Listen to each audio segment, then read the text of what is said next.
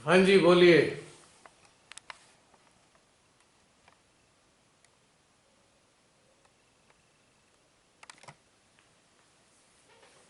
मेरी आवाज आ रही है क्या? हाँ जी, आ रही है। मुझे लगा म्यूट हो गया मैं। आ रही है।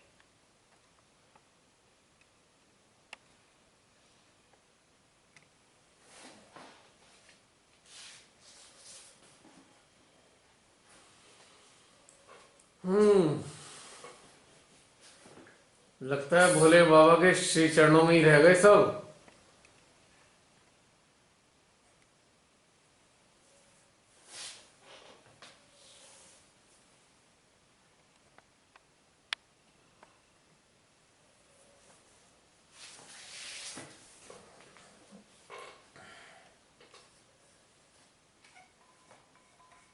ऊर्जा का पूरा प्रवाह चल रहा है।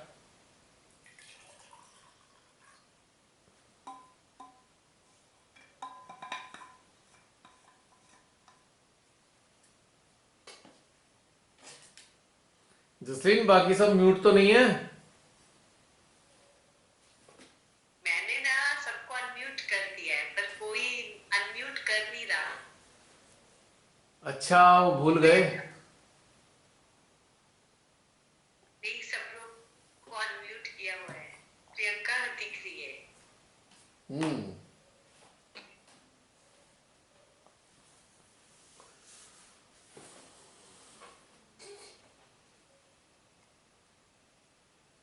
जय श्री माता जी भैया। जय श्री माता दी बहन। मैं वेट कर थी, कोई बोले। कोई बोल नहीं रहा तो मैं ही बोलती हूँ। कोई नहीं। जी। भैया,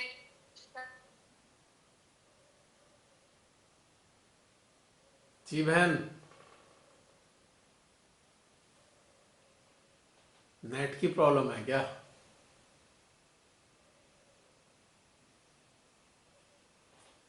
जसलीन, नेट की प्रॉब्लम हो रही है क्या तुम्हारी साइड? उनकी कॉल ड्रॉप हो गई, रमनी दीदी की। अच्छा अच्छा अच्छा, ओके। मेरे साइड होगी, पर मुझे पता तो नहीं लग रहा। विंडो। बीच में आवाज कट गई थी ना थोड़ी सी। वो चले गई, उनकी कॉल ड्रॉप हो गई रमनी दीदी की। अच्छा, तो दोबारा कनेक्ट कर लेंगे। हाँ, उनको अपने से ही करना पड़ेगा। आ गई रमनी दीदी, दिख तो रही है। अच्छा। रमनी दीदी, आपकी आवाज नहीं आ रही है। रेड सिग्नल आ रहे हैं, उनकी हाँ, कनेक्टिविटी की प्रॉब्लम आ रही है।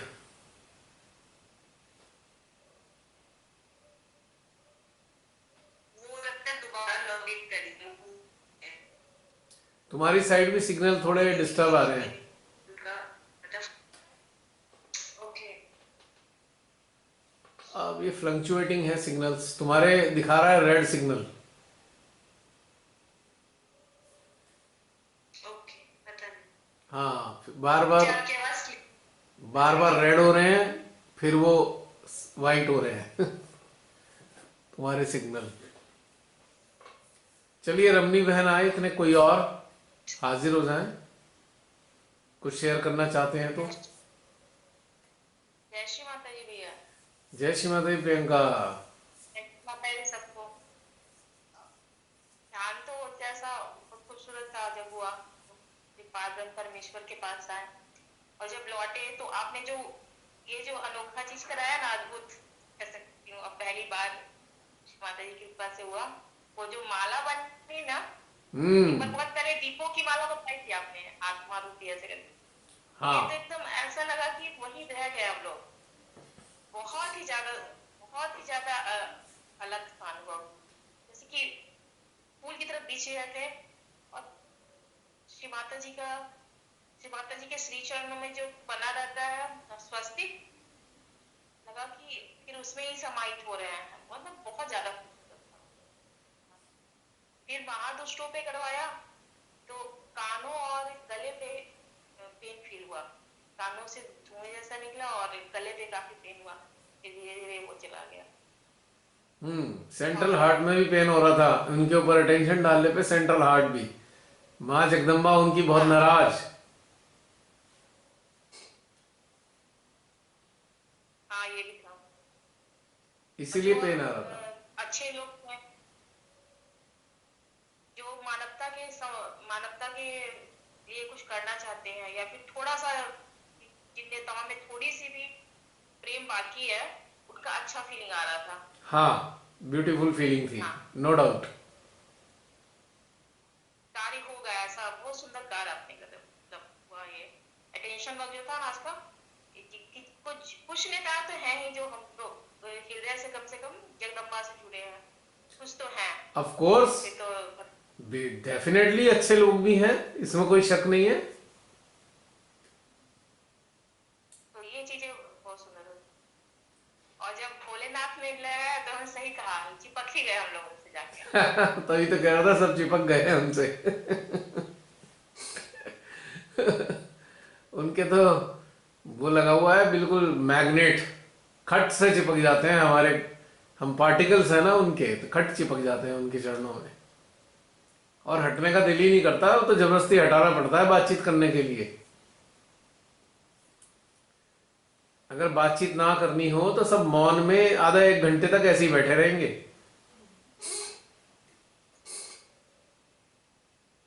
है ना। वही रहता है ना, पूरा ऐसा जुड़ाव बना रहता है लगातार,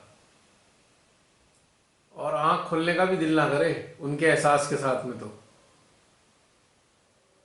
कितना खिंच रहा है सेंट्रल हार्ट, सहस्त्रार हाँ खूब खिंच रहा है। अभी पूरी सामूहिकता उन्हीं के साथ जुड़ी हुई है।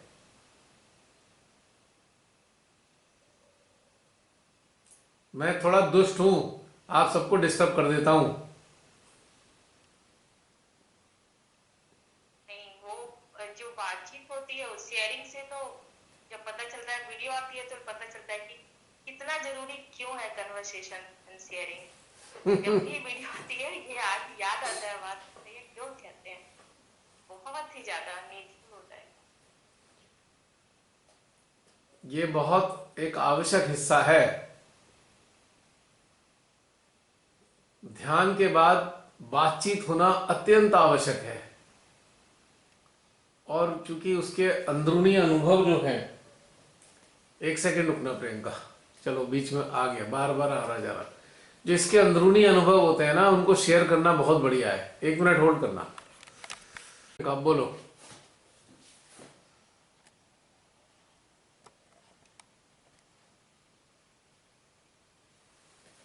ये जो आंतरिक अनुभूतियां होती है ना, इनका आपस में शेयरिंग करना बहुत इंपॉर्टेंट है, क्योंकि बहुत से लोगों की समस्याएं और प्रश्न हल होते हैं इन आंतरिक अनुभूतियों से।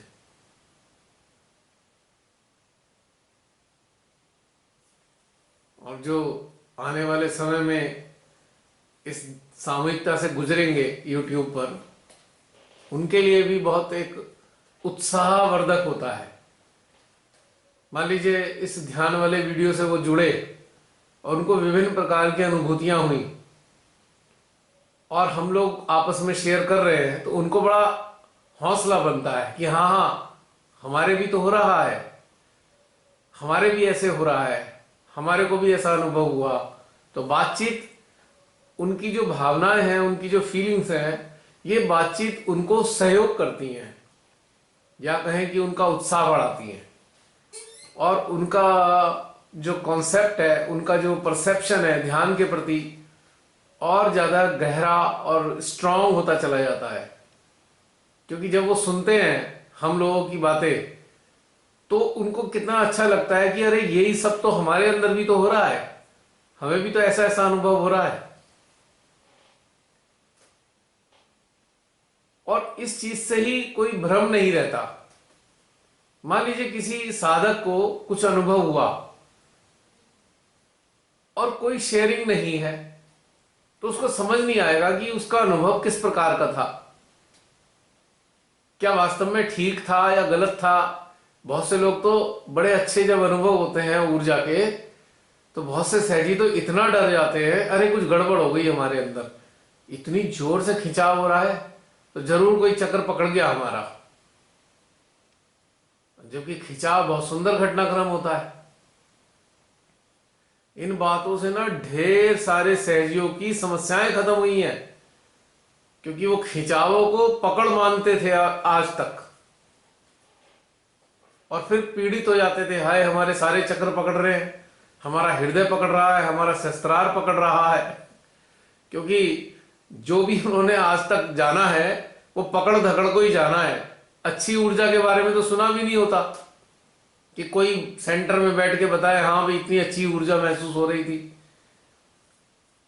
हाथों की उंगलियों पे चैतन्य आना और उसकी बातें करना बहुत अलग बात है, वो तो कई लोग गप भी मार देते हैं, लेकिन ये जो अनुभव होते हैं ना शस्त्रार के, हार्ट के, विशुद्धि के, हमसा के, सेंट्रल आज्ञा के, ये कोई बात नहीं करता, क्योंकि उन्हें डर लगता है कि कहीं ये पकड़ ना हो और कोई ये ना कह दे तेरे तो चक्र पकड़ रहे हैं।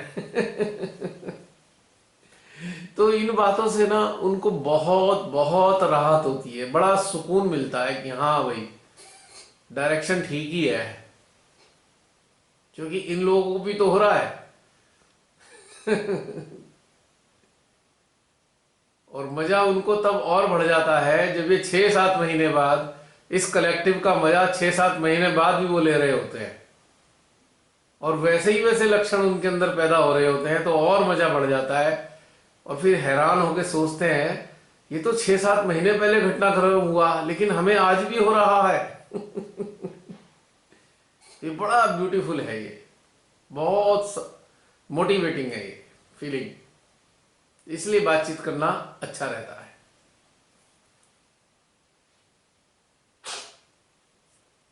है ना प्रियंका? कलिकी कलिकी का जब कार्य हो रहा था तो हर्षा के साथ आज्ञा शब्द का खिंचाव, हाँ, feeling, पूरा सेंट्रल आज्ञा पे बहुत तीव्र खिंचाव था, दबाव था, महसूस हो रहा था कि हाँ ऊर्जा यहां से रिलीज हो रही है।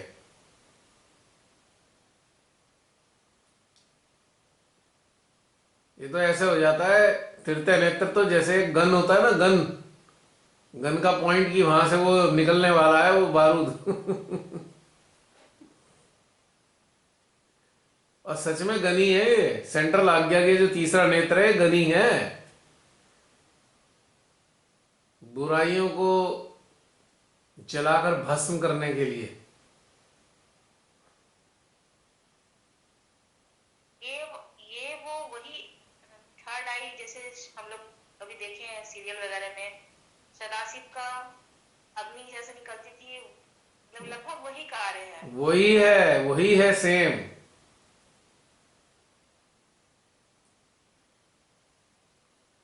बस उसमें देखने में दिखती है अग्नि, और यहां महसूस होती है शीतलता।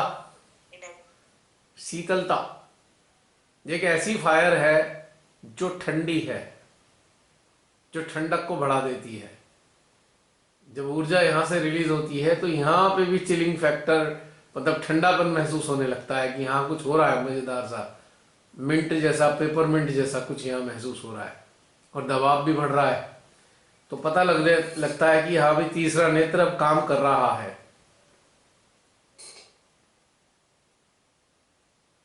आने वाले समय में शायद श्री माता जी हमें ये भी एहसास करा देंगी कि काम करता कैसे है। अभी तक तो हम महसूस करते हैं कि कर रहा है, किस किस तरीके से कार्य कर रहा है ये भी शायद सिखा दे, समझा दे वो हमें अंदर से, या महसूस करा दे। आएगा टाइम वो भी।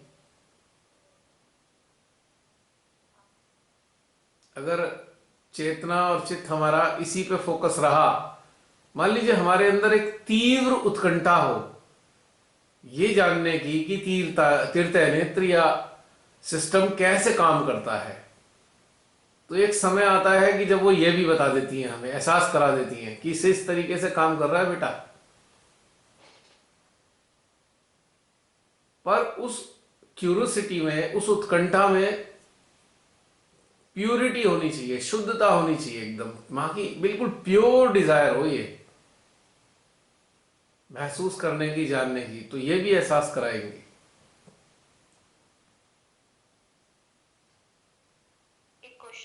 हम्म। आपने जो वीडियो शेयर किया था बिहेवियर में, हम्म। तो जैसे हम लोग अर्थ पे कुछ भी करते हैं उसका इफेक्ट पूरे यूनिवर्स पे होता है। पूरे पूरा एनवायरनमेंट पे तो ब्रह्मांड, होता ही है, पूरे पर्यावरण पे होता है उसका असर। पर्यावरण मतलब पूरा यूनिवर्स। नहीं, फिलहाल अर्थ पे होता है, धरती पे तो होता ही होता है। यदि हमारी चेतना यूनिवर्स की तरफ जाती है या उस पर फोकस करती है तो वहां भी असर होता है। फाइनली सारी चीजें जाती तो वही है ना। देखो, हमारे ऊपर की तरफ ही जाएंगी सारी चीजें, यानी कि ब्रह्मांड की तरफ ही जाएंगी। हर चीज ऊपर की तरफ जाती है, अच्छी या बुरी, क्योंकि परम पिता परमेश्वर हर चीज को ग्रहण करते हैं ना। एक प्रकार से एक प्यूरिफिकेशन का प्रोसेस है जो बहुत सारे गण देवताओं की सहायता से वो करते हैं। मतलब हमारी हर चीज उन तक जाती है, समझ लो, हर चीज उन तक जाती है, एवरीथिंग। तो इस तरीके से एक साधारण भाषा में कह सकते हैं, हाँ, यूनिवर्स तक जाती हैं। पर यूनिवर्स ना बहुत छोटी चीज है उनके आगे। वो तो एक छोटा सा हिस्सा है ना यूनिवर्स इनका। जो वेस्टर्न साइड के जो स्पिरिचुअल पर्सन्स हैं वो मैक्सिमम यूनिवर्स की ही बात करते हैं, उससे ज्यादा उन्हें समझ में नहीं आता। लेकिन श्रीमाता जी ने हमें भीतर से ये समझाया है कि यूनिवर्स तो बहुत मामूली चीज है उनके आगे। वो तो इतने विशाल हैं कि लाखों करोड़ों यूनिवर्स उनमें समा जाए, वो तो इतने विशाल हैं।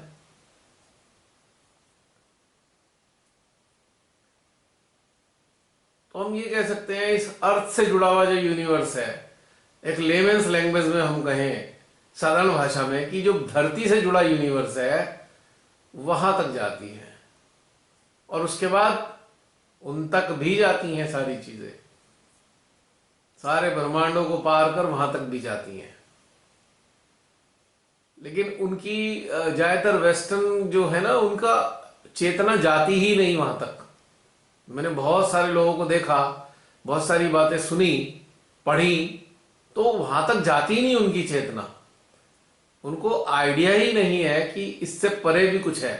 वो यूनिवर्स को ही सब कुछ मान लेते हैं। और बहुत ही मतलब कॉमन उनका ये वर्डिक्ट होती है, यूनिवर्स तक जा रहा है, यूनिवर्स से आ रहा है, ऐसे करके उनकी ये स्टेटमेंट्स रहते हैं। जबकि वास्तविकता क्या है, यूनिवर्स से परे भी जा रहा है और वहीं से ही आ रहा है। ये है वास्तव में। क्योंकि जितना अंदर उतरेंगे उतना समझ में आएगा ना, नहीं उतर पाए होंगे वहां तक।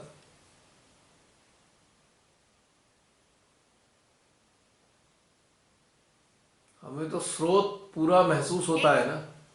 हम्म। ये कह सकते हैं कि हम लोग जितना अपने अंदर गहरे उतरते जाएंगे उतना ही ऊपर गहरे पहुंचते जाएंगे, हाँ, एक ही बात है। ब्रह्मांडों को पार करके। बिल्कुल बिल्कुल, क्योंकि वहां तक जाने का रास्ता तो अपने अंदर ही है ना। अपने अंदर से ही वहीं तक पहुंचने का रास्ता है। जितनी गहनता उतनी ऊंचाई, ऐसे कह सकते हैं हम।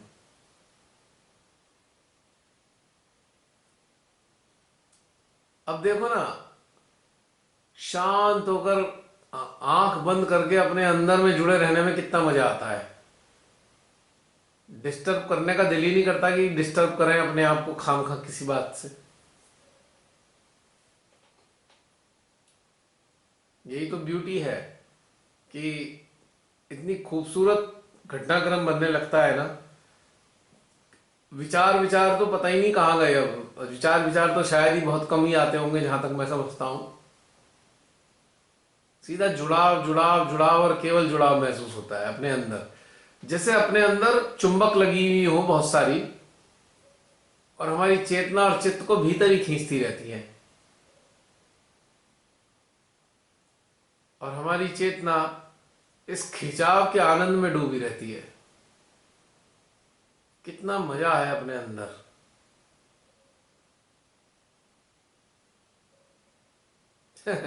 अभी बार बार ध्यान में जाने का हो रहा है।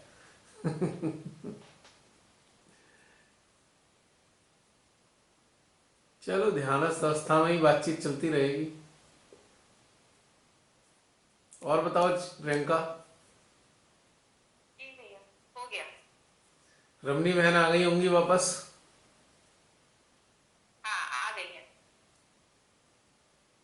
मेरा पता नहीं नेटवर्क क्यों उड़ गया था भैया थोड़ी देर कोई के बात नहीं लिए। बहन, आपका पर फोन का नेटवर्क उड़ा होगा, पर ये वाला नेटवर्क चल रहा है। ये चल रहा है। ये बहुत अच्छी बात की कि ऐसे लगता है अंदर बहुत सारे चुंबक लग गए जो चित्त और चेतना को अंदर ही खींचे। ये बात एकदम छू गई है और सचमुच बोलने को मन नहीं कर रहा। आज ऐसी स्थिति हो जाती। आज श्री महादेव ने प्रसाद दे दिया ना हमें, तो इसी के कारण चुंबक लग गई बहुत सारी, अंदर खींचे जा रही हैं अंदर।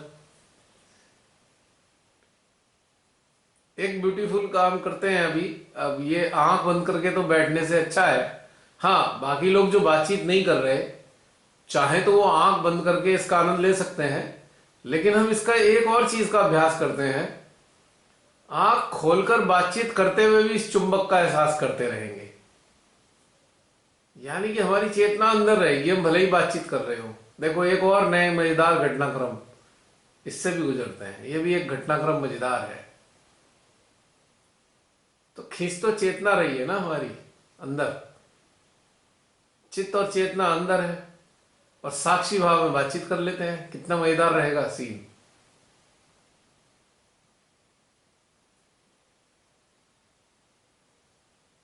महसूस हुआ बहन? भैया थोड़ा सा आपने ये भी एक बार कराया था ना अभ्यास की हमें खुली आंखों से भी मेडिटेशन कर सकते हैं कि हाँ। आंखों से हम बातचीत भी करें पर हमारा चित्त जो है अंदर हमारी हृदय में होना चाहिए। इसका काफी बार अभ्यास करना पड़ जाता है। कई बार ऐसा होता है परिस्थिति ना। पर तो ये भी उस वैसा अभ्यास ही है। में ना बहन, उस अभ्यास में और आज वाले में बहुत अंतर है। आज तो खींच रहा है अंदर। हाँ, खींच रहे। पहले तो हम खुद ले जाते थे, आज खुद ही खींच रहा है। आज हम ले जा नहीं रहे हैं, खुद ही खींच रहा है। ये डिफरेंस है, आज थोड़ा सा अंतर है। आज के ध्यान में मेरा एक प्रश्न है भैया। जी। जब आप कहेंगे तो पूछूंगी। नहीं नहीं, बताइए, अभी बताइए। भैया ऐसा है जब ध्यान शुरू हुआ तो स्टार्टिंग में इतना खाली और एकदम शून्य जैसे कुछ है ही नहीं ऐसा था। और एकदम हम ब्रह्म परमेश्वर जी के हृदय से जैसे आपने कहा ना हम आदि शक्ति माँ की ऊर्जा में बहते हुए कण की तरह हमने फील किया। फिर सारी धरती को फटाफट चित्त लपेट लिया। से भाग रहा था पूरा पूरा चित्त में। मेरा चित्त तो पूरा भैया पंजाब के सभी सिटीज में जाता रहा मैं। और भाव आ रहा था कि इलेक्शन होने जा रहे, शायद श्री माता जी इस तरह को पवित्र कर रही है कि विनाश हो ऐसी बुरी शक्तियों का और सब कुछ अच्छा हो, अच्छे रिजल्ट्स आए। शायद इसलिए ये मेरा चित्त भी पूरे पंजाब के सिटीज पर बहुत तेजी से जा रहा था। अच्छा, ये खत्म हुआ तो उसके बाद जब आपने कहा ना कि हम ऊर्जा के रूप में अपने ही अस्तित्व के बीच में प्रवेश करेंगे। उसके बाद ये शुरू हो गया। तो भैया जैसे ही प्रवेश किया तो अच्छा बहुत लग रहा था, पर एक चीज मेरा पता नहीं माइंड चल गया, मेरे को क्या होने लग गया थोड़ी देर बाद सारा खिंचाव होना शुरू हो गया हृदय में। नाक में तो ऐसे लग रहा था जैसे कोई टैप चल रहा था, इतना मतलब खींच रहा था ऊपर की ओर सारा कुछ, और ऊर्जा संसार में इकट्ठी हो रही थी। ये खिंचाव इतना हो रहा तो मेरा अंदर प्रश्न चल रहा था कि ये मेरे को क्या हो गया। पहले हम ऐसा कुछ फील नहीं करते, अब मेरे को ये चक्रों पर क्या होना शुरू हो गया, मेरी स्थिति कुछ खराब मतलब इस तरह के अंदर चलना शुरू हो गया। ये मेरा प्रश्न है कि ये क्यों हो रहा था, इसका क्या कारण है? बहन, इसका उत्तर तो इसके थोड़ी देर बाद मिल गया था कि हमारी सारी ऊर्जा सहस्त्रार पे केंद्रित हो रही है। हाँ जी, वो ही हो रहा था। और ये खिंचाव तो होना बहुत अच्छे लक्षण है। जब हम धारा बनकर अपने अंदर आए हैं मान लीजिए, तो समझ लीजिए कि माँ आदि शक्ति की धारा के रूप में हम प्रवेश करें अपने ही भीतर में, तो सारे देवी देवता केंद्र में बैठे, सारे चक्रों पे बैठे बहुत प्रसन्न हो गए। उनकी प्रतिक्रियाएं खिंचावों के रूप में आ रही थी। तो बहुत अच्छी ये घटनाक्रम है। खिंचाव जितना तीव्र होगा उतना अच्छा घटनाक्रम हमारे अंदर हो रहा होगा। जितना तीव्र तीक्ष्ण होगा उतना मजेदार होगा ये। तो ये चूंकि वहां पे आपका माइंड चल गया कि पता नहीं क्या हो गया, लेकिन माइंड चलाना नहीं था, इसका आनंद लेना था।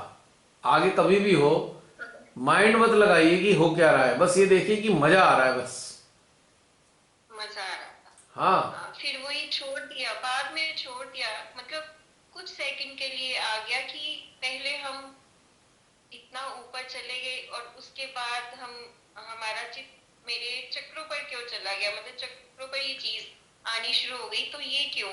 उसमें ये था ना कि से ऊपर ही उसमें ये था ना कि ये जो ऊर्जा रूपी हमारा स्वयं का अस्तित्व माँ के साथ में आया है, वो पूरे यंत्र में भ्रमण करेगा। अब माँ के साथ आया है तो सारे देवी देवताओं को भी तो मजा आ गया। ठीक है, ये पॉइंट था। हाँ, जो हमारे अंदर रहने वाले देवी देवता हैं वो इस निराकारा माँ को महसूस करके आनंदित हो गए ना, तो वो भी सारे चक्रों पे खिंचाव आने लगा। टोटल सब जगह खिंचाव आ रहा था, एक एक जगह एक एक सेल के अंदर खिंचाव पैदा हो रहा था ऊर्जा का। और विशेष जो केंद्र है उनमें तो बहुत ही ज्यादा खिंचाव था। तो ये तो बहुत अच्छे घटनाक्रम होते हैं बहन। अब देखिए ना, खिंचाव खिंचाव सुन सुन के जो हमारे जो ये वीडियो देखने वाले जो सहजी हैं वो भी कितने प्रसन्न होने लगे हैं, क्योंकि उन्हें बड़ा परेशानी लगती थी आप ही की तरह, हाय ये क्या हो गया, हमारे अंदर कुछ गड़बड़ हो गई है। अब उनको भी तो रास्ता मिल रहा है, सहारा मिल रहा है और सांत्वना मिल रही है कि नहीं ये तो बढ़िया चीज है। वो तो डर के मारे किसी से कह भी नहीं पाते थे, ये ना कह दे तेरे सारे चक्र पकड़ गए। डर के मारे शेयर नहीं करते थे।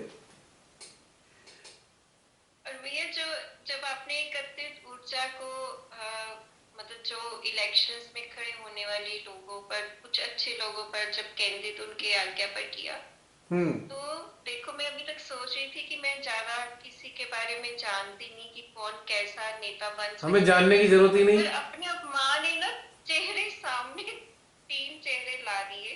अच्छा 1 2 3 की कैटेगरी में। अच्छा अच्छा। वो भी स्पष्ट और मैं इतना खुश हुई मैं कि अच्छा शिवानी जी आपने मुझे रास्ता दिखा दिया किसको वोट डालनी किसको नहीं। देखिए बहन एक बात बताऊं, एक बार आज बहुत अच्छा हुआ भैया, सभी पर बहुत अच्छा कार्य हुआ। देखिए हम सबको ना एक बात बहुत अच्छे से समझनी चाहिए, हम जाने ना जाने पर माँ तो सबको जानती है ना। तो इसलिए हम अपने इस चक्कर में ना पड़े हम किसको जानते हैं किसको नहीं जानते हैं। हम तो सीधा फोकस करेंगे अच्छे लोग, महादुष्ट लोग, ऐसे वाले फोकस करेंगे तो माँ तो सबको जानती है। वो कार्य माँ का है। हम कहाँ, इतने विश्व में हजारों लाखों लोग हैं, अच्छे भी हैं, बहुत शैतान जैसे राक्षस भी जैसे भी हैं, तो हम व्यक्तिगत तौर से कहाँ जानते हैं उन लोगों को, लेकिन परमेश्वरी तो सबको जानती है ना। तो जब हम कहते हैं अपने चित्त में सारे ऐसे लोगों को लाओ, तो समझ लो हम परमेश्वरी के चित्त में ला रहे हैं उन लोगों को, परमेश्वरी के चित्त में ला रहे हैं। माँ ये सब आपके चरणों में, देखो आप देख लो इन्हें, पॉजिटिव या निगेटिव। हम इंडिविजुअली जानने के लिए कोशिश करें क्यों, कि क्या जरूरत है हमें जानने की कौन कैसा है, क्योंकि माँ तो सबको जानती है ना। पर हमने चित्त में लाकर उनके लिए टारगेट दे दिया ना कि माँ ये जो चित्त में आए इनके लिए ऐसा कर दो, बस उन्हें यही तो चाहिए हमारी इच्छा, चूंकि वो पूर्णतया निर्लिप्त है। जब हम उन्हें टारगेट देते हैं तो उनकी शक्तियां सक्रिय होती हैं, उनके साथ जुड़े हुए सारे इतने सारे देवी देवता फिर वो सक्रिय होते हैं। तो इस तरीके से तो सारे घटनाक्रम घटित होते हैं। ये पूरा एक नेटवर्क है माँ आदि शक्ति का। हजारों लाखों देवताओं की सहायता से पूरा नेटवर्क चलाती हैं श्री माता जी। बहुत विलक्षण है, बहुत आनंददायी है ये नेटवर्क। बहुत इंटरेस्टिंग था आज का, तो एक एक पल हम महसूस कर रहे थे। और जूम के जो हम सब एक दूसरे पर, हाँ, एक दूसरे के अंदर ऊर्जा के रूप में, वो भी एक्सपीरियंस बहुत अच्छा था भैया। वो भी तो ऐसा था ना कि अपने भीतर से बाहर निकले, किसी के अंदर प्रवेश कर गए, फिर उसके यंत्र में भ्रमण कीजिए, फिर उसके अंदर से निकले, फिर किसी तीसरे के अंदर प्रवेश कर गए, तो पूरी एक ऐसे ऐसे करके पूरी एक माला बनती चली गई। और जब श्री माता जी के श्री चरणों में सबके सब माला हाँ, के रूप में का बहुत आपने कई बार देखा होगा, कई बार श्री माता जी के श्री चरणों में एक माला पूरी लगा दी जाती है, माला। तो हाँ बस हम वही तो थे। वही। कितना एहसास, कितना खूबसूरत है ना ये, माँ के चरणों में माला बन के पुष्पों की तरह रहने का, कितना मजेदार लगता है एहसास।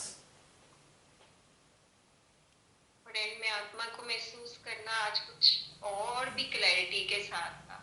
ऐसे लगता था आत्मा के साथ संवाद फटाफट शुरू हो गया। पहले टाइम लगता था और आज बहुत क्लियर ऐसे क्यों? महसूस हो रही क्योंकि है। आज इंटीग्रेटेड एनर्जी थी ना हमारे साथ में, पूरी सामूहिक ऊर्जा के साथ थे हम आज, पूरी कलेक्टिव की, तो उसमें आसान हो ही जाएगा। अब ऐसे ही है ना कि जैसे हम 10 किलो का वेट उठा सकते हैं और 4 जने मिलके वो 200 किलो भी उठा सकते हैं। ये वाली चीज होती है ना बहन। साथी हाथ बढ़ाना, एक अकेला थक जाएगा, मिलकर बोझ उठाना। तो ये बिल्कुल वैसे ही घटनाक्रम होता है बहन, सूक्ष्म रूप में घटित होते रहते हैं और इसलिए मजा भी आता है। अब आप महसूस कर रहे होंगे आप सभी कि धीरे धीरे ध्यान के अंदर, ध्यान के जो सेशन होते हैं, इनमें आनंद में बढ़ोतरी होती जा रही है। आनंद बढ़ता जा रहा है धीरे धीरे, और ऊर्जा की इंटेंसिटी भी बढ़ रही है, फ्रीक्वेंसी भी बढ़ रही है। महसूस कर रहे हैं? बिल्कुल भैया, जिज्ञासा भी बहुत बढ़ रही है। नेक्स्ट सेशन कैसा? नेक्स्ट तो श्री माता जी को ही पता होता है कैसा होगा, हम तो नहीं जानते। हमें तो कुछ नहीं पता होता, शुरुआत करने से पहले भी नहीं पता होता कि क्या होगा आज। यही तो ब्यूटी है, कुछ मालूम ही नहीं किधर को चलेगा। एक नई यात्रा हर बार, नया अनुभव। इससे बेनिफिट ये है, जैसे जितने सेशन हो चुके, इसका बेनिफिट पता है क्या है?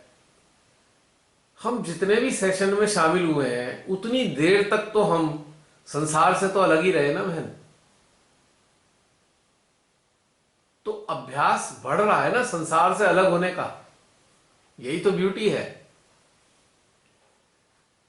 मैं आज अपने मन की बात बताऊं भैया, मेरे अंदर ये आ रहा था कि हम अपने मतलब रोज एक जैसी लाइफ से जैसे उबते जाते हैं, तो इतनी प्रतीक्षा होती ना कि ये सेशन शुरू हो, कि कम से कम वो टाइम जो आनंद देता है ना, उसके उसी में हम जीते हैं, उसी में हम पूरा हफ्ता जो है ना आनंद से मतलब काट लेते हैं। हाँ, ये वो बात तो बातें है। याद, वो एक्सपीरियंस जो कैच करते हैं ना हम अंदर से, वो ही चलते रहते हैं पूरा वीक, कि ये एक्सपीरियंस किया था, उसका कितना आनंद आया था। वो आनंद के क्षण जो है ना हर वक्त प्रेजेंट में रहते हैं।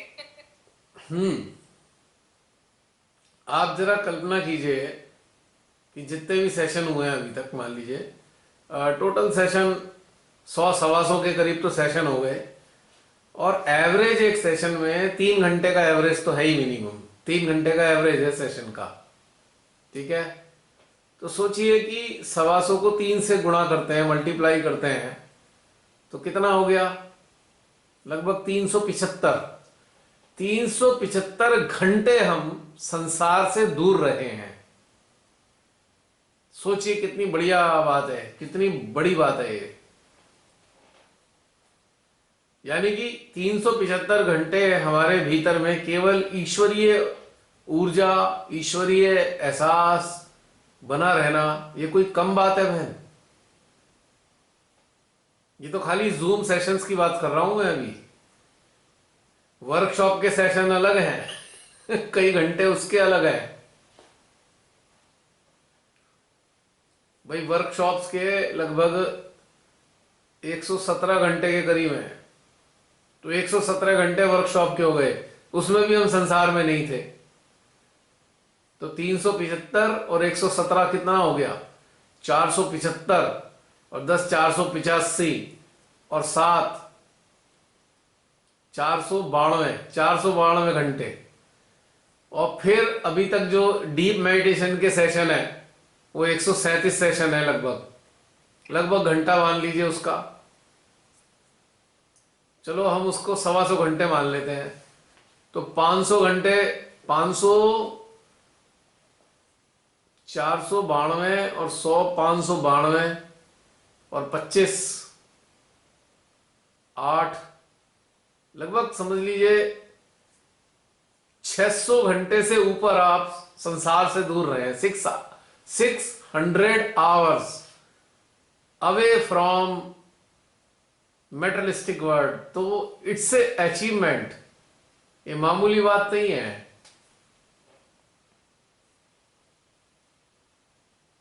इसको ऐसे देखिए ना।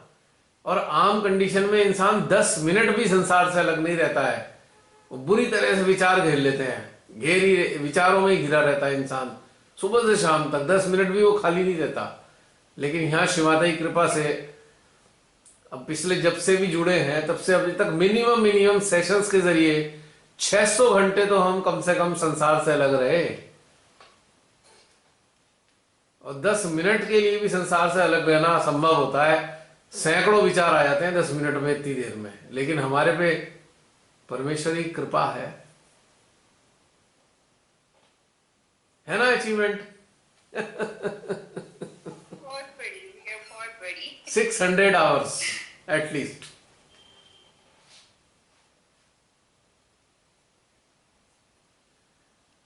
तो डीप मेडिटेशन का बहुत बड़ा बेनिफिट है कि ये आपको अपने अंदर से जोड़कर आपको पूरी तरह विचारों से रहित कर देता है, विचार रहित अवस्था ही देता है।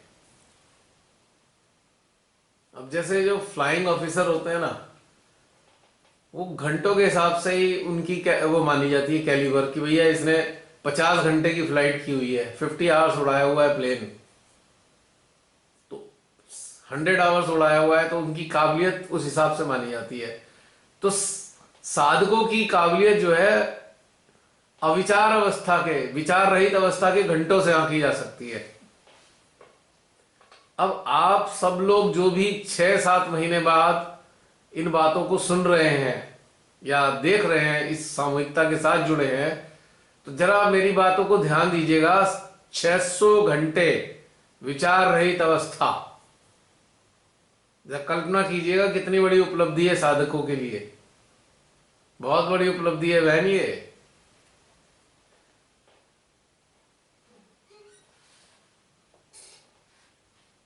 वैसे कहने में तो बड़ा आसान सा लग रहा है, पर रियलाइज करके देखिए कि बहुत बड़ी घटना है ये। तो ये श्रीमाता जी ने अभ्यास कराया, मामूली बात नहीं है ये। और इस प्रकार की कलेक्टिव में विचार भूले भटके आ भी जाते हैं ना, तो बस कुछ क्षणिक हैं, ना के बराबर है वो।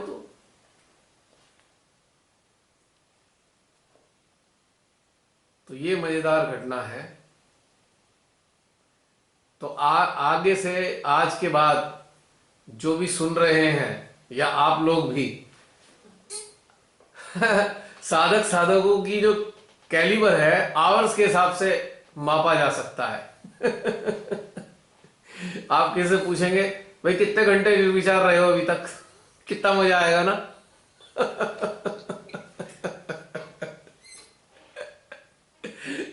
अब कोई ये नहीं पूछेगा कितने साल से सहज में हो।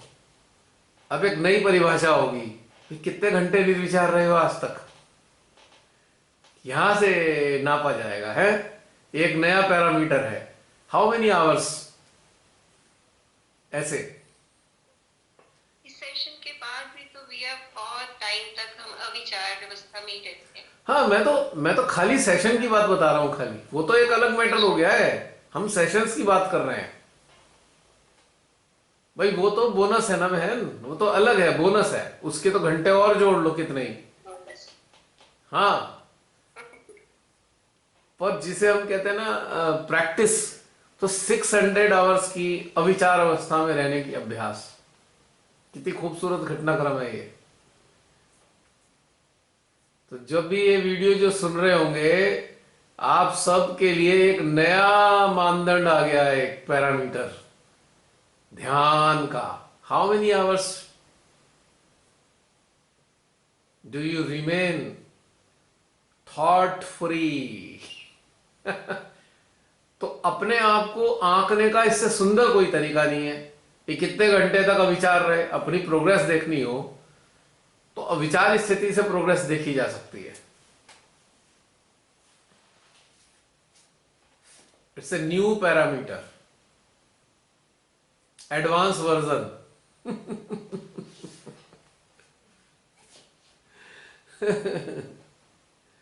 तो शिवादाई ने अपग्रेडेशन दिया और आप सब धीरे धीरे एडवांस वर्जन के रूप में कन्वर्ट होते चले जा रहे हैं, अपग्रेडेड वर्जन।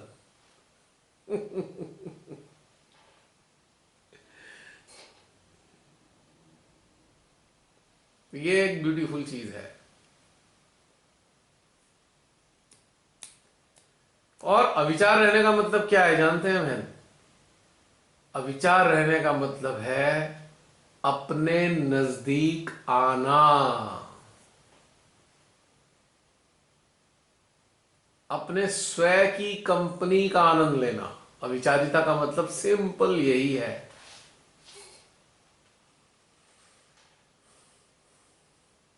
हम जो हैं, हम अपने कितने करीब हैं, तो अविचारिता के पैरामीटर से हम जान सकते हैं। कितने समय तक अविचार रहते हैं, तो यही पैरामीटर है कितने अपने करीब होते हैं।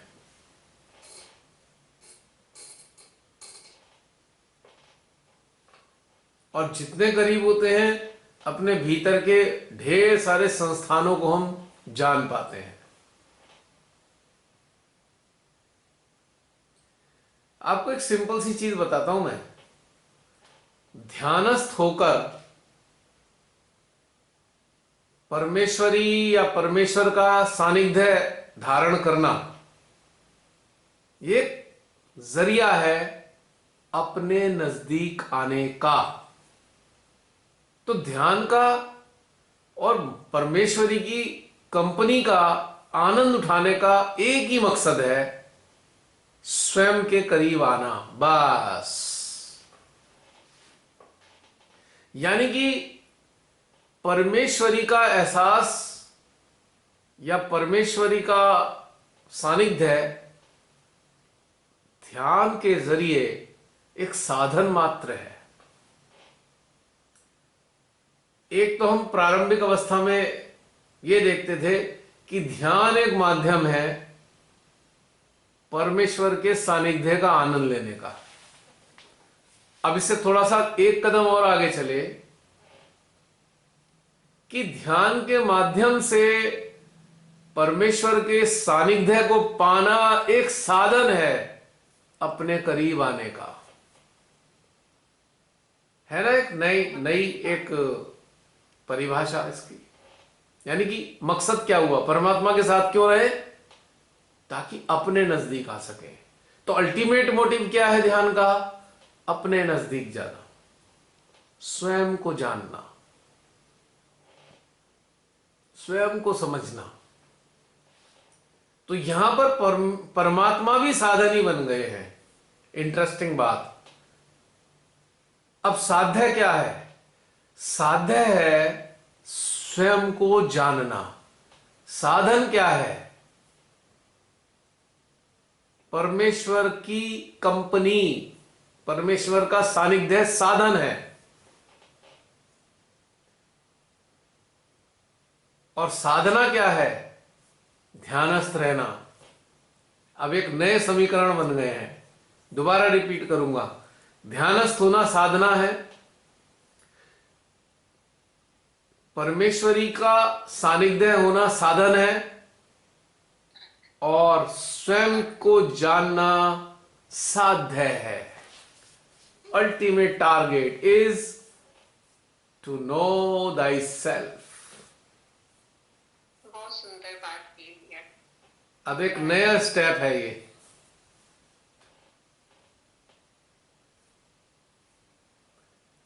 और इसमें हेल्पिंग एजेंट कौन है?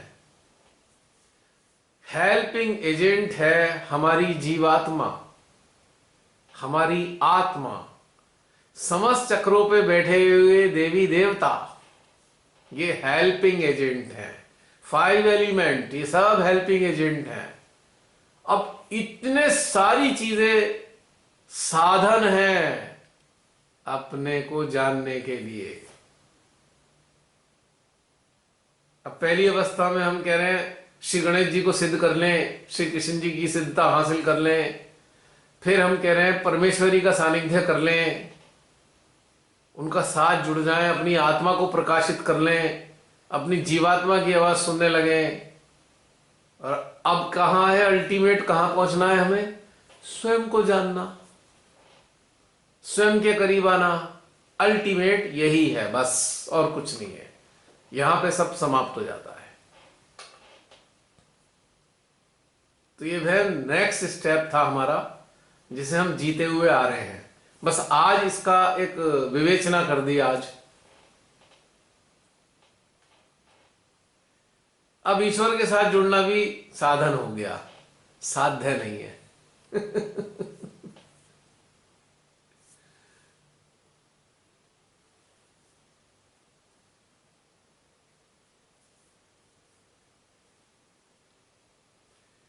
अब इसको हम किस तरीके से देखेंगे? चित्त, चेतना, चेतन, अचेतन, उसके बाद हम। चित्त, चेतना, चेतन, अचेतन और हम।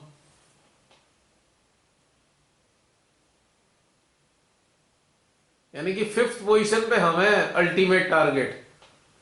यानी कि यहां पे अचेतन भी हमारी मदद कर रहा है अपने नजदीक जाने के लिए, क्योंकि अपने नजदीक जाने का जो ज्ञान है वो हमें अचेतन से मिलता है। तो शुरुआती दौरों में हम क्या कर रहे थे? अचेतन से हम प्राप्त करते थे, अचेतन हमारा टारगेट था। और अब क्या टारगेट है? हम स्वयं अपने टारगेट हैं। चेतन, चेतना, चित्त, चेतना, चेतन, अचेतन और हम स्वयं। इस तरीके से लिखता था हेल्पिंग हैंड्स, हमारा चित्त और चेतना बोल लेंगे। हाँ, आपने बोला नहीं। शुरू में हेल्प करने वाले चित्त और चेतन थे, चेतना थे ना। अब उससे ऊपर उठे, अब चेतन और अचेतन दोनों हमारे मददगार हैं अपने तक आने के लिए। यानी कि हम 5वीं सीढ़ी पर बैठे हैं, 5वें स्तर पे हैं, अचेतन 4थे स्तर पे है, चेतन 3रे स्तर पे है, चेतना दूसरे स्तर पे है, और चित्त हमारा पहले स्तर पे है। और इस बीच में मदद करने के लिए हमारी आत्मा है ही। हम ये आत्मा 5 में शामिल है, जीवात्मा 5 में शामिल है। जीवात्मा और आत्मा 5 में शामिल है, अलग नहीं है ये।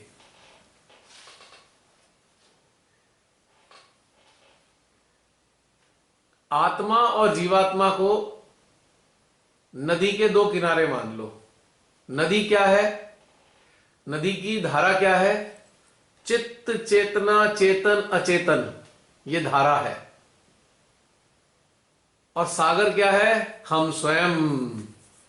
ये जो धारा है हमारे स्वयं रूपी सागर में ही गिर रही है, और आत्मा और जीवात्मा इसके दो किनारे हैं इस धारा के। एक नया डेफिनेशन इस घटनाक्रम का।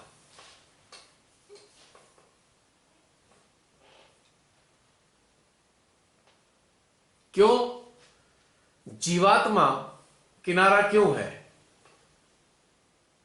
जीवात्मा के कारण जीवात्मा के अंदर एक उत्कंठा होती है, जिसको शांत करती है उत्कंठा को आत्मा। और जीवात्मा और आत्मा के बीच में जब एक कम्युनिकेशन स्टेब्लिश होता है, तब यह घटनाक्रम हमारे भीतर चलना शुरू होता है। चित्त, चेतना, चेतन और अचेतन। और हम कौन है? सागर है। ये सारी की सारी धारा हमारे ही भीतर गिरनी है। और जैसे जैसे धारा गिरती जाती है, वैसे वैसे हम स्वयं को जानते जाते हैं।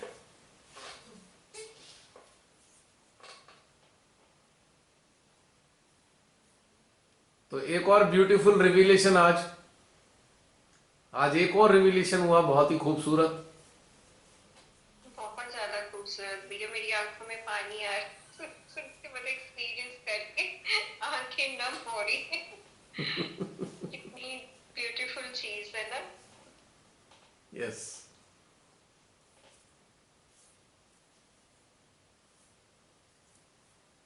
अब कुंडली का कोई कहेगा कुंडली का क्या रोल है भाई? कुंडली का रोल एक नाव की तरह है। जैसे इलाहाबाद में नाव संगम तक ले जाती है आपको, जहां तीनों नदियों का संगम हो रहा है, वहां तक नाव से जाते हैं। तो कुंडली एक नैया है जो इस धारा तक पहुंचाने में मदद कर रही है हमारी। बस इससे ज्यादा कुंडली का रोल नहीं है।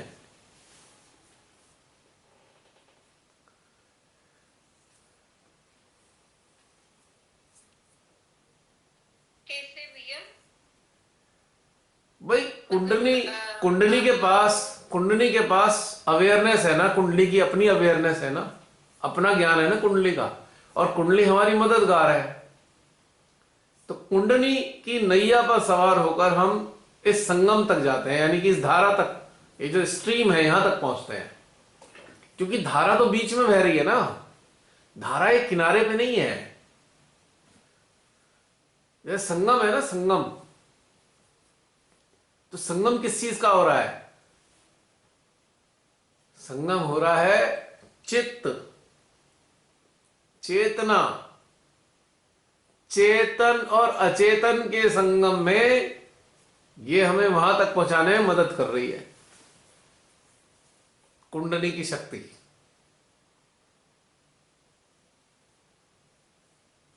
और जीवात्मा और आत्मा के बीच में धारा बहती है, इसके दो किनारे हैं। अब संगम तो 3 नदियों का होता है, पर यहां पे 4 चीजों का संगम है। कैसे संगम है? चित्त चेतना में समा गया, चेतना चेतन में समा गई, और चेतन अचेतन में समा गया।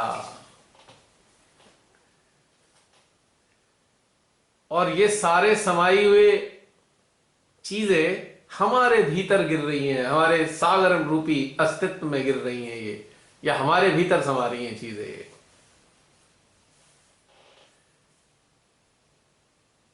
तो इसको समाने में मदद करने वाली कौन है? नाव, कुंडलिनी।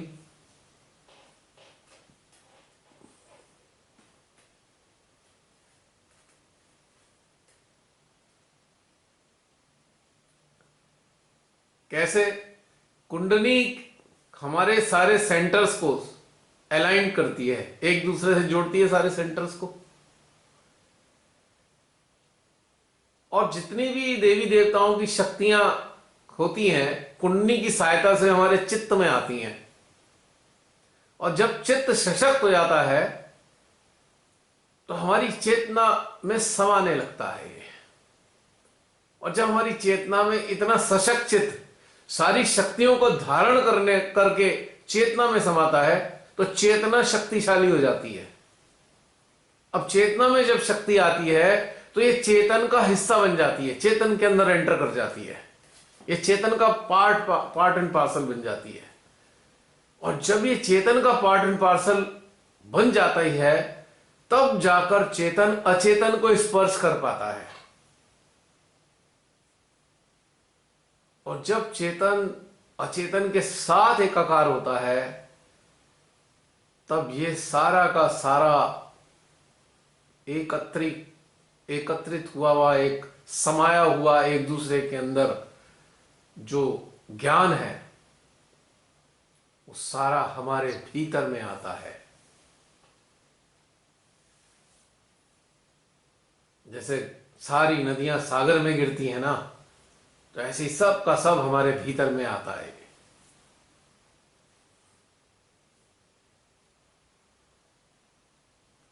तब जाकर हम स्वयं को जानना शुरू करते हैं, क्योंकि इन चारों का जो मिला जुला स्वरूप है या चारों की मर्जिंग है, वही हमारे अंदर ज्ञान का प्रस्फुटन करने का सामर्थ्य प्रदान करता है। और जब ज्ञान प्रस्फुटित होने लगता है तो फिर ऐसे ही बहता है सब तक पहुंचता है। ये सूक्ष्म घटनाक्रम घटित होता है हमारे अंदर।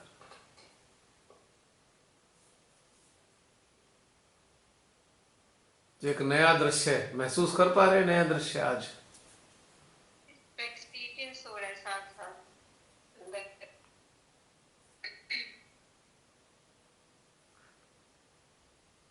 देवी देवताओं की पूरी शक्ति और उनका ज्ञान चेतना में प्रवेश करा। चेतना का भी अपना एक ज्ञान है, क्योंकि चेतना जो स्रोत है उसका प्रतिनिधित्व करती है चेतना। तो चेतना पे भी अपना कुछ है। तो चेतना का ज्ञान चेतन के साथ, जो चेतन सारे में व्याप्त है, चेतन उसका हिस्सा बन गया।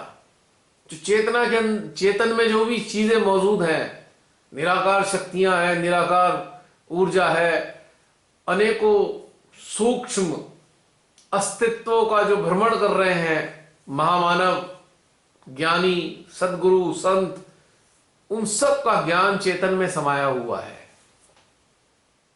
इन सब के ज्ञान के साथ उनकी शक्तियां अचेतन को स्पर्श करने योग्य बनाती हैं।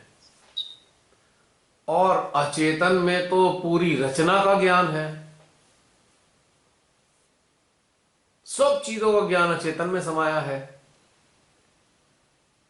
और ये सारे के सारे आपस में एक दूसरे के अंदर मर्ज हो जाते हैं, तो सारा का सारा सामूहिक ज्ञान हमारे अस्तित्व में आता है।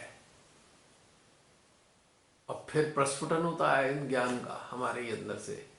तब हम जानने लगते हैं अपने आप को, अच्छा हम इसलिए आए, हम यहां हैं, हम क्या करने वाले हैं, हमें क्या करना है, कैसे करना है, इस विश्व को बचाने के लिए क्या करें। कोई हमें बता नहीं रहा है, अब हमारे को अंदर से पता लग रहा है।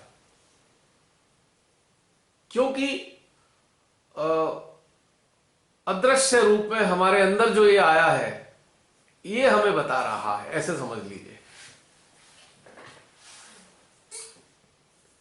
तो इसलिए श्रीमाता जी ने कहा था, यह यात्रा मानव से महामानव बनने की है।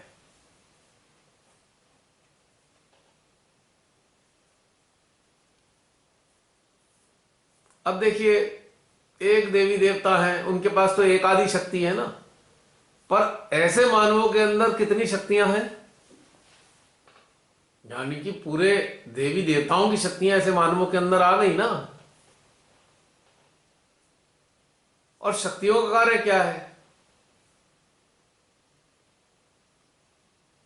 संचालन, सारी चीजों का संचालन करना, जो रचना है उसको संचालित करना। शक्तियों का कार्य तो यही है ना। इस प्रकार से हमारे अंदर का घटनाक्रम बनता है बहन। तो आज एक और सुंदर सा, जिसे कहते हैं, अनावरण हुआ है हमारे ही भीतर का।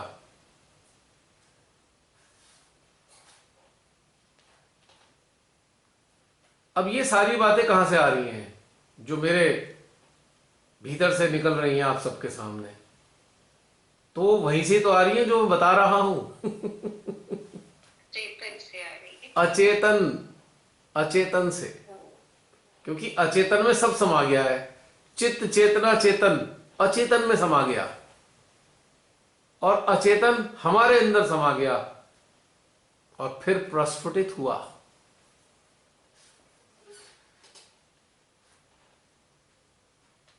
अचेतन, इंटरेस्टिंग है प्रोसेस। अचेतन एक बीज की तरह, अचेतन एक बीज की तरह हमारे अंदर चला गया, और अंदर को वातावरण मिला। वातावरण से ये अचेतन रूपी बीज प्रस्फुटित हो रहा है आत्मज्ञान के रूप में। तो आत्मज्ञान अचेतन की अंकुरण और उसके प्रस्फुटन के कारण है। ऐसे भी हम समझ सकते हैं।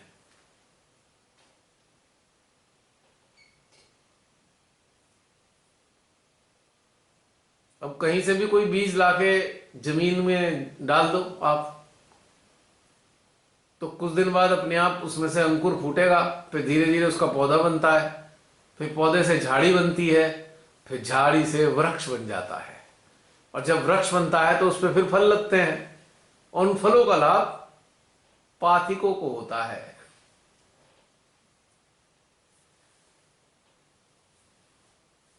तो लेकिन बीज जो है, बीज किसका है? 4 चीजों का। चित्त, चेतना, चेतन और अचेतन एक दूसरे में समाये है, इसका बीज बना है। और आपके अस्तित्व रूपी धरा में ये चला गया, बो दिया गया। धीरे धीरे आत्मज्ञान रूपी अंकुरण, पौधा, झाड़ी और फिर वृक्ष तैयार हो रहा है।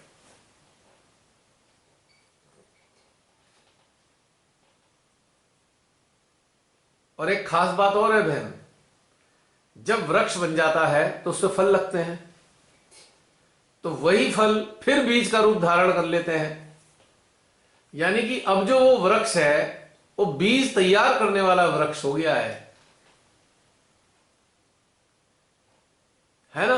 कितनी ब्यूटीफुल चीज।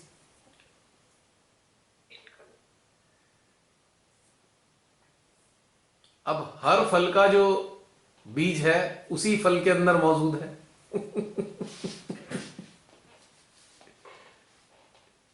है ना? तो कितनी सुंदर घटनाक्रम है ये। इतनी क्लैरिटी से समझ आई है ना, और भी इंटरेस्टिंग हो गया ध्यान करना। अब सब कुछ क्लियर हो गया बहुत। आज जो ये सारी बातें हमारे 6-7 महीने वाले या अभी जो शामिल हैं वो सब सुन रहे हैं, तो चमत्कृत जैसे अनुभव हो रहा होगा। ये अजीब सा चमत्कार सा हो रहा है ये अंदर हमारे, ये चीज जानने में चमत्कारिक रूप से घटनाक्रम घटित हो रहा है, आश्चर्यजनक। जो 6-7 महीने बाद ये सुन रहे हैं उनके लिए भी बहुत आश्चर्य है, और जो आज मौजूद है इस कलेक्टिव में उनके लिए भी बहुत आश्चर्य है। और यही अंदर से आ रहा है, सोच ही नहीं सकते। कहां से सोच सकते हैं? अचेतन में तो खजाना है, सोच के तो आप ढूंढ ही नहीं सकते अचेतन से। उसी प्रक्रिया का हिस्सा बनोगे तभी जान पाओगे। वही मैं सोच रही हूँ भैया, जो चेतन को मतलब जो सिर्फ संसार तक की कुंडली के पहुंचने पर स्टॉप कर देते कि हो गया ध्यान, तो वो तो कितना कुछ मिस कर रहे हैं, कितना ज्यादा मिस कर रहे हैं। सहस्त्रार पे स्थापित होने के बाद ही तो चित्त में शक्ति आती है बहन। हाँ, उसके बाद वो खत्म कर देते उससे पहले तो चित्त अशक्त है, फंसता ही रहता है इधर उधर अटकता ही रहता है संसार में।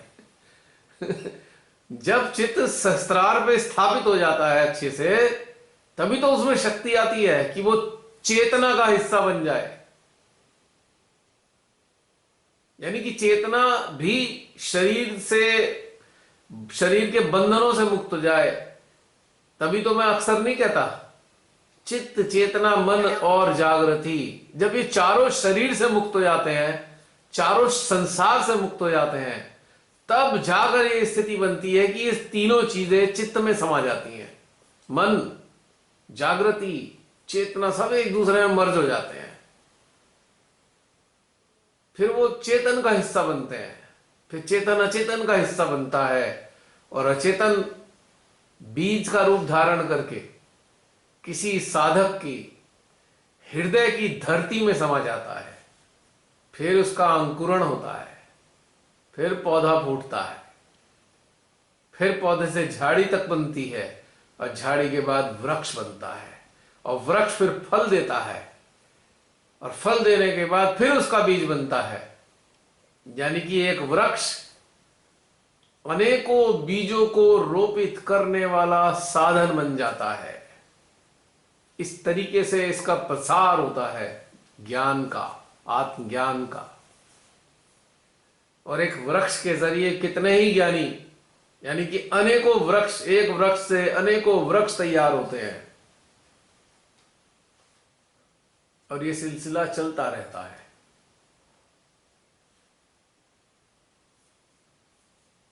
है ना, कितना गूढ़ घटनाक्रम है, कल्पना से बहुत परे।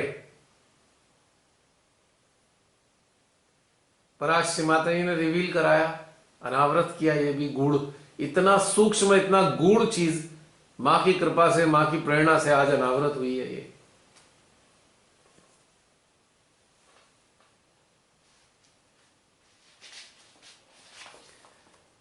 तो आप सब कौन हैं? आप सब भी वही सीड है।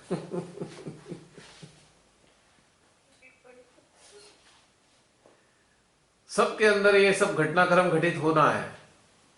कुछ के अंदर हो चुका है, कुछ के अंदर हो रहा है, कुछ के अंदर होगा।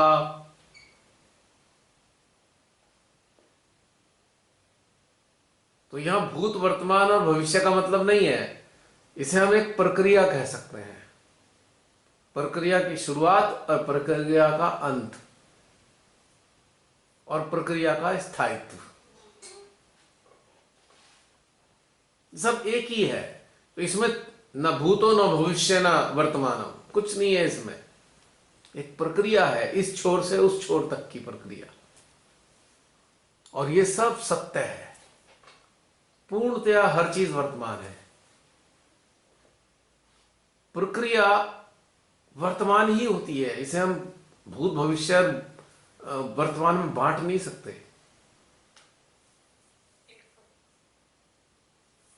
अब जैसे मिक्सी आपने चलाई, मलाई डालकर मिक्सी चला दी, और मिक्सी चलकर 5 मिनट में मक्खन निकालती है। तो मिक्सी का शुरू करना भूतकाल कह सकते हो, या चलना वर्तमान कह सकते हो, या उसका रुकना भविष्य कह सकते हो? नहीं कह सकते ना। हम मिक्सी के चलने को 3 हिस्सों में नहीं बांट सकते, क्योंकि एक ही घटनाक्रम चल रहा है। तो उसको आरंभ को हम भूतकाल नहीं कह सकते, अंत को हम भविष्य नहीं कह सकते, और मध्य को हम वर्तमान नहीं कह सकते। हम इसको एक ही घटनाक्रम कहेंगे, प्रक्रिया। मक्खन निकलने की प्रक्रिया चल रही है, और जो प्रक्रिया होती है वो सदा वर्तमान होती है, सदा सनातन होती है। प्रक्रिया हो रही है तो सत्य है, सत्य घटित हो रहा है। थोड़ी ये बात भी और सूक्ष्म हो गई थोड़ी सी समझने के लिए, पर मैं समझता हूं मिक्सी के जरिए समझ आ रहा होगा, मिक्सी के उदाहरण से।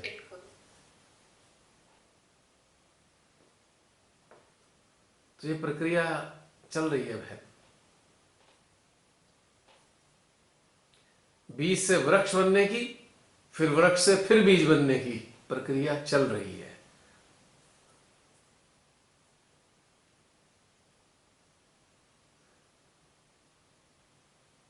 ये बहुत खूबसूरत घटनाक्रम है हम सबके भीतर का। और बताइए बहन। इसलिए ये जो एक्सपीरियंस होते हैं सचमुच वर्तमान में ही रहते हैं। जब भी ये याद आते हैं ना जो आज हमने अनुभव किया है, तो ये कभी भविष्य या पास्ट नहीं बनेगा। जब भी याद आता है ना तो वही एहसास, वही सारा कुछ वर्तमान में ही चल रहा होता है। ये बिल्कुल ठीक है आपने। क्योंकि ये ये घटनाक्रम वर्तमान की क्योंकि ये घटनाक्रम सत्य है, और सत्य कभी भूतकाल नहीं सत्य है। होता, सत्य भविष्य नहीं और होता, सत्य है। सब एक्सपीरियंस भी कर रहे हैं। हैं? एक्सपीरियंस भी सभी को हो रहा है साथ ही साथ। हम्म। अब जरा देखिए ना, हमारे ध्यान के सेशन गूढ़ता की तरफ जा रहे हैं। और ये गूढ़ता आप लोगों को समझ भी इसलिए आ रही है क्योंकि इतने सालों से लगातार उन्नत होने की प्रक्रिया का हिस्सा हैं, तब जाकर अब 7 साल बाद ये गूढ़ता समझ में आने लगेगी, या आ रही होगी। वरना ये 7 साल पहले ये बातें होती तो कुछ पल्ले नहीं पड़ता किसी के।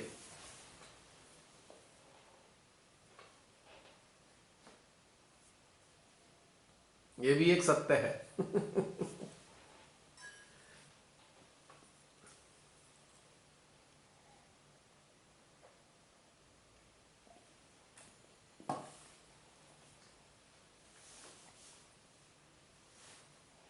अब बहुत से अभी मेरे पे बोलते हैं हम जूम सेशन, आज भी किसी ने लिखा हुआ था जूम सेशन अटेंड कर लें। मैं कहा नहीं, आप वीडियो का आनंद लो। अब ये चीज एकदम से जो नया आएगा उसे पल्ले पड़ जाएगी बहन क्या, इसीलिए मना करता हूं मैं। भैया श्री माता जी ने भी तो, उन्होंने भी तो यही बोला था ना कि इसमें ग्रोथ धीरे धीरे होती है। हम्म, बिल्कुल। एकदम से चीज नहीं होती। तो उन लोगों को तो मैं जोड़ लूं जिन्होंने सारे ये जो सेशन है कर लिए हों। और कितनी जल्दी कर सकते हैं क्या इतने सारे सेशन? तो इसलिए मैं जो नए लोग हैं जो ये सुन रहे हैं, जिनके अंदर ये अभिलाषा है, आकांक्षा है कि हम जूम का ऑनलाइन सेशन अटेंड कर लें, अब आप अच्छे से समझ लीजिए कि नए लोग क्यों नहीं इसमें जुड़ सकते, क्योंकि उन्हें कुछ समझ में आना ही नहीं है। इतने 7 साल तक लगातार गुजरने के बाद हमको ये चीज अब समझ में आ रही है, तो कैसे समझ में आती नए लोगों को? अचानक से कोई नया आ जाता है, एक आध वीडियो देखकर प्रभावित होकर उसे नहीं पल्ले पड़ने की इतनी गूढ़ चीज है। तो इसलिए आप लोग वीडियोस का ही आनंद लेते जाइए और अपनी चेतना को उन्नत करने का आनंद लीजिए, क्योंकि ये वीडियोस शिमाताई ने इसीलिए प्रेरणा देकर तैयार कराए हैं क्योंकि आप सब लोग सामूहिक रूप से वैश्विक स्तर पर उन्नत हो सकें। वैश्विक स्तर पर अब ये सेंटर पेंटर वाली बात समझ में नहीं आती है। पूरा विश्व हमारा सेंटर है, ऐसे समझ लीजिए आप। वी बिलोंग टू द वैश्विक centre, no regional centre at all. वैश्विक सेंटर का हिस्सा है हम।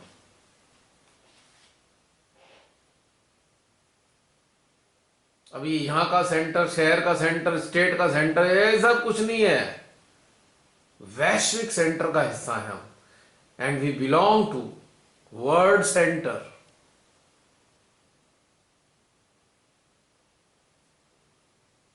अभी तो इसमें भी आगे स्टेजेस आएंगी, अभी बात नहीं करूंगा उसकी मैं।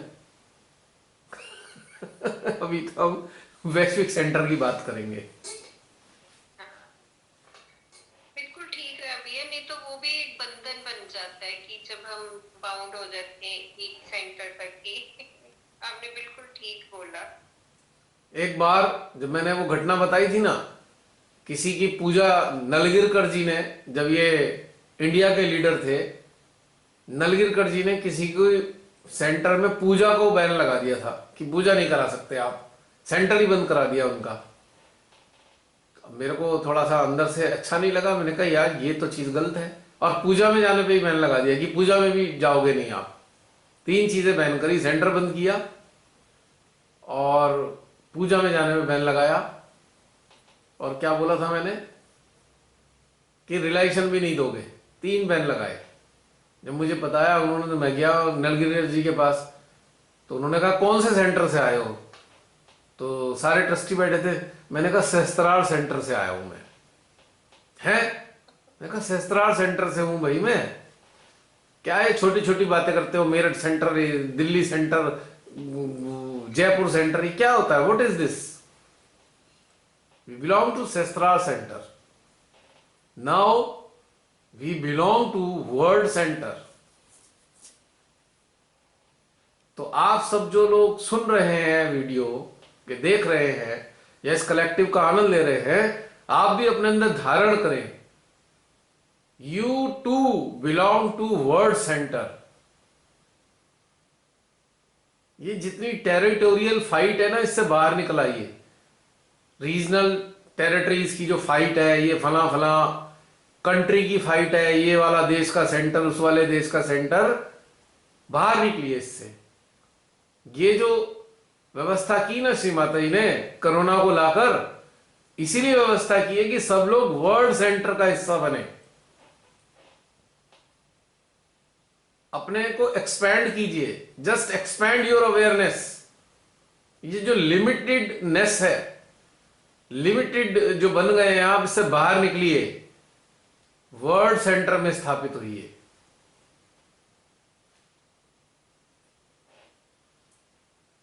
तो ये एक समझना है हमें।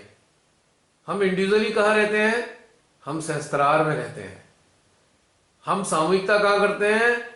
वर्ल्ड सेंटर में सामूहिकता अटेंड करते हैं हम। वो वर्ल्ड सेंटर कहां है? वो हमारे सेंट्रल हार्ट में है। सेंट्रल हार्ट में हृदयेश्वरी के समक्ष विश्व की सारी चेतनाएं जो जागृत हैं, वो अपने सूक्ष्मतम अस्तित्व में मध्य हृदय में उपस्थित होती हैं। So this is the place of world centre. Our central heart is the place, is the venue of world centre, and our residence is Sestrara. We reside into our own Sestrara and we attend collective into our central heart. So this is a real definition of our being as a sadhak and sadhika. ठीक है बहन?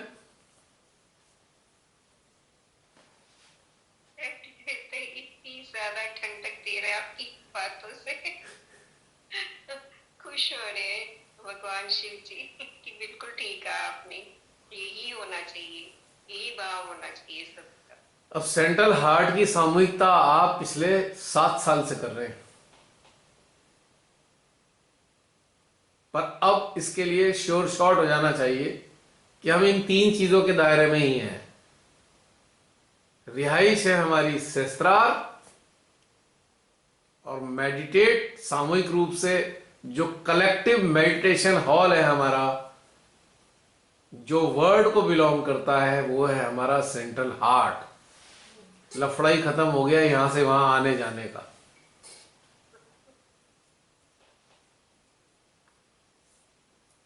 अब कोई कहे change करना है हमें, centre थोड़ा चेंज हो जाए, तो किसी और के हृदय में जाके सामूहिकता अटेंड कर लो, बस इतना ही हो सकता है।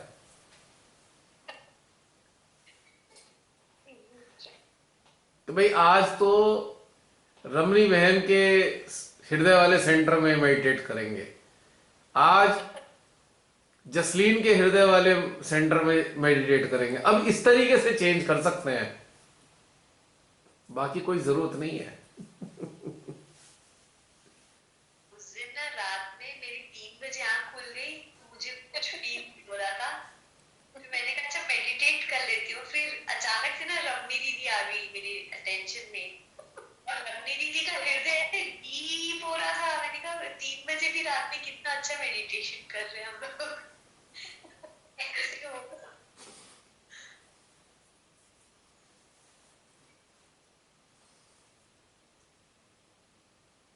अब ये जो क्या है कि दूसरे के हृदय में जा रहे हैं, तो दूसरे का हृदय क्या है?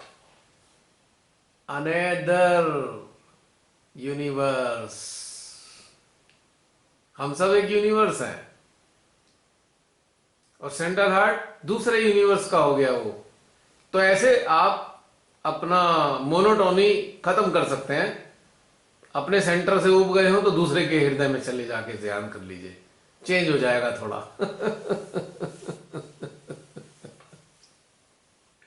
क्यों बहन जी?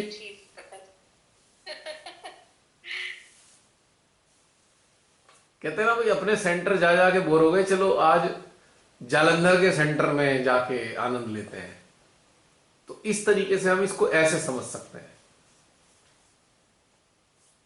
कि चलो भाई, चलो आज जो है ना रुपिंदर के सेंट्रल हार्ट में मेडिटेट करेंगे, आज प्राची के सेंट्रल हार्ट में मेडिटेट करेंगे। तो ऐसे आप चेंज कर सकते हैं, मोनोटोनी खत्म हो जाएगी। क्योंकि एनवायरनमेंट तो सबका एक ही है, हृदयेश्वरी सब जगह मिलेंगी। आज की ये बातचीत पूरी जिंदगी याद रखेंगे सहज जी। क्यों? 6 महीने बाद देखने वाले सहजियो, आपसे बात कर रहा हूं, याद रखोगे ना ये बात, और कभी भूलोगे नहीं आज की बातें, ये जो कन्वर्सेशन है। वैसे तो मेडिटेशन भी नहीं भूलोगे, पर चूंकि मेडिटेशन में हम बिल्कुल शून्य हो जाते हैं, लेकिन ये जो कन्वर्सेशन है, इनमें जो पॉइंट है आप पूरी जिंदगी नहीं भूल सकते। जब तक आपकी सांसें चलेंगी, जब तक आपके अंदर मेडिटेशन से जुड़े रहने का भाव रहेगा, ये बातें तब तक के लिए अमिट रहेंगी आपकी चेतना में, ये हट नहीं सकती। क्योंकि इससे इजी अपनी ग्रोथ के लिए कुछ हो नहीं सकता।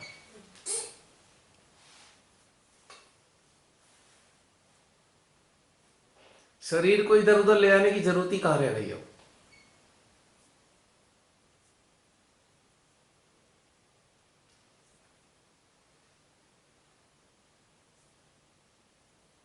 क्यों? मैं कहीं भी जाके ध्यान कर लो, किसी के हृदय में, हृदयेश्वरी के समक्ष।